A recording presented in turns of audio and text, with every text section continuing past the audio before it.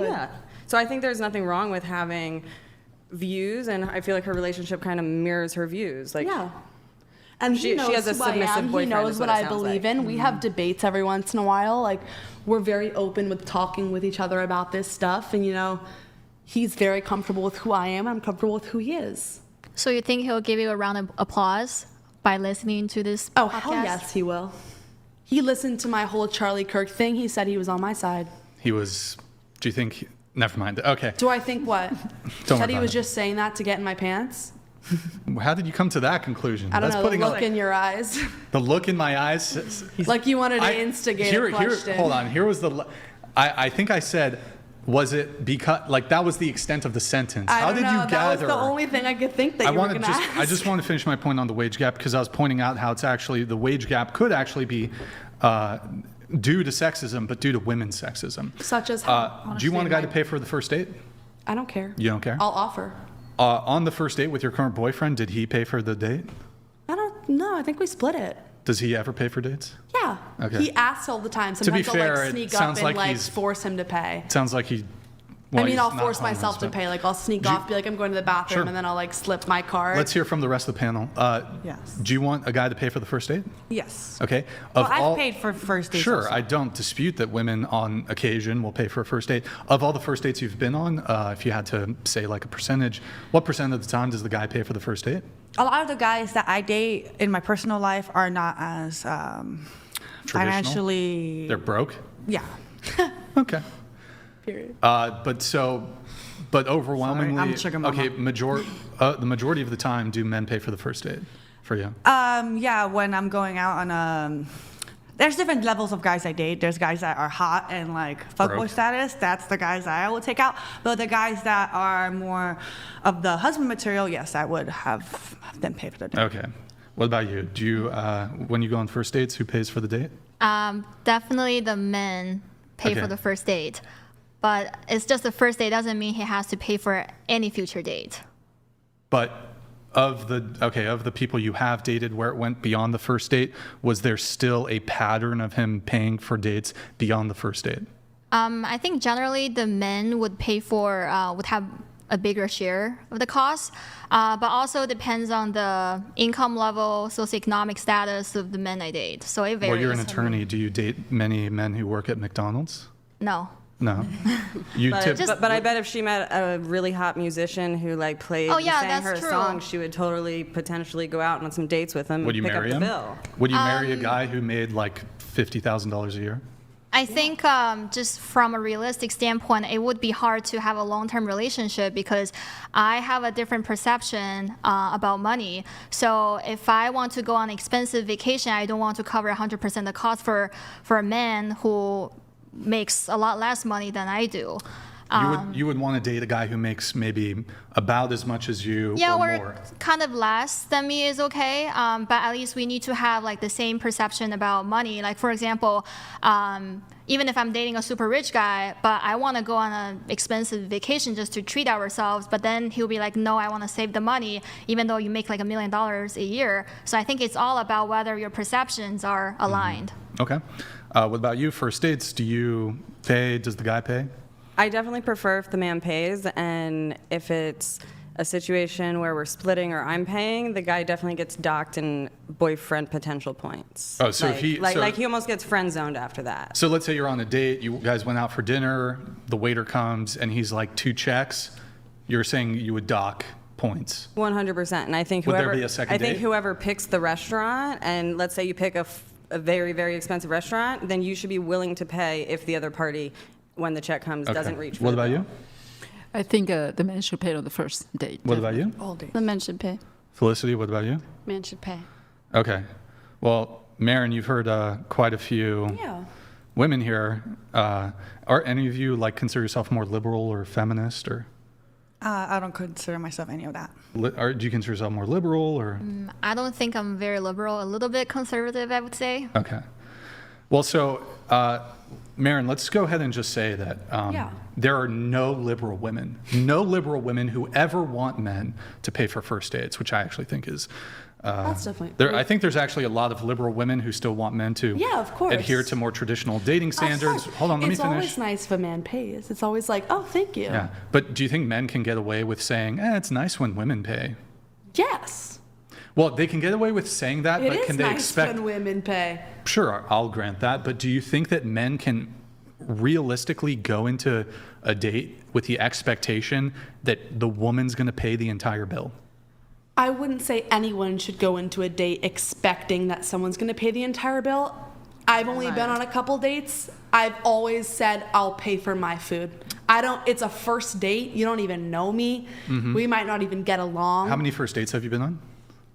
Less than 5. Have you split all of them, or has the guy Yeah. ever paid? You've split all of them. Sometimes they're like, no, please let me pay, and I'm not gonna say no.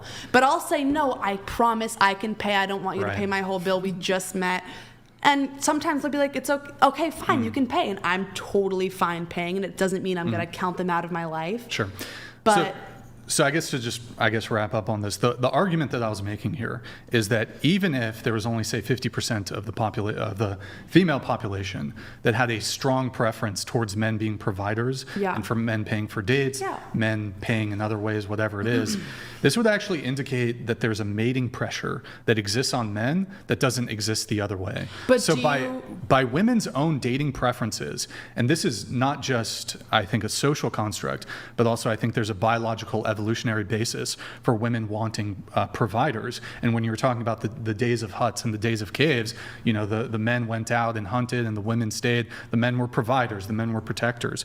I think based on women's own stated, not just stated, but actual preferences as it relates to what they find attractive in a long-term partner, Okay. which typically relates to a man who's capable of providing.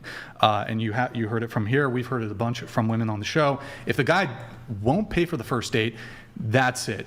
I think that I didn't this. say that's it. I said he got docked points. Okay, fair enough. Whatever You it is. can redeem yourself. Yeah, I guess Okay, also but he depends has on to who asked work you out. harder in some other metric. Because anytime to you're make on a up for- first But hold on, date, let me make.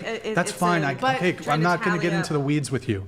I'm going to finish my Do you point pay here. for the date when you're going out on your first date? Do you pay for dinner? Yeah, I pay. So the point I was trying to make here is that if women have this mating pressure that exists, that doesn't exist the other way back, like if I'm going to be going out on a date with a woman, there's no world that exists where I'm going to either have the assumption, like women do, or even think it's a possibility that when I go on a date with her, she's going to pay the entire thing. It's dubious if she'll even go 50-50. I've had that's happened, but the majority of the time there is a very strong expectation that men are going to pay on first dates. This is not like some patriarchal system. This is actually a system, hold on, I'll get to you in a sec. This is a system that women enforce. This isn't like men aren't forcing women to have a preference towards providers. I'm sure men would be super enthused if women were just simping for them all the time and just here's money, taking them on dates. The reality is women place a mating pressure on men that doesn't exist the other way. And there's plenty of other factors, but I think looking at this alone would explain any supposed or alleged wage gap that exists. Because essentially it boils down to this. Women are saying, you can't have sex with me, you can't be in a relationship with me, you won't be able to reproduce, which is a biological imperative for both sexes, but as it relates to men. We all need each other for sure. But if women are basically saying, I won't date you, I won't have sex with you, I won't give you my time, I won't give you my attention, I won't give you children down the road, essentially, because dating leads to relationship, leads to marriage, leads to children, seems like that's a really big mating pressure on men. So if men somewhere back, either it's in their conscious or subconscious brain, are thinking, if I don't have a high-paying, high-status job, and that's going to prevent me from getting a partner and getting a woman and eventually having children, I think that would be a massive motivating pressure that women are putting on men that would lead them to greater motivation and greater achievement and ultimately greater earnings. So the earnings gap, the wage gap, whatever you like to call it, is actually explained by women's sexism. Go ahead. If I understand where you're coming from. However, if you take what you're saying and put it towards the history of the world, let's just talk about the U.S. for a second. The history of the U.S. 50s, 40s, 30s, 20s, Sure. 10s. What about it? Men had the jobs and women often did not get hired. Women often had no job. Women often were not invited to have a job, and women often just weren't even allowed to have a job. Their job was to find a man, get married, and have children. So, Women have always worked, but okay. but what? In like a small factory for a penny an hour while men were in like actual jobs? You think in the 1920s there were like an abundance of cushy jobs? Like 99%, hold on, 99% of men had like, and they had super dangerous and jobs. women weren't allowed to work in those jobs even if Let me they ask you a needed the question. money. No, that's fine. Let me ask you a question. You're living But can I in finish my thought? One quick question, and I promise I'll let you finish. Okay. You're living in 1930s, 1920s Pennsylvania. Yeah. With the coal mines. Right. You have a choice. You can go into the coal mines as a woman. You can be Can the I? first. Well, hold on. I'm Flashdance asking. is my favorite movie, so. Okay, great. Well. So. Pittsburgh, totally. Great, thank you for that non sequitur. So anyways, let's say you had a choice. You could go into the coal mines Okay. and get black lung Yeah. and die like in your 30s or 40s of lung cancer. Totally.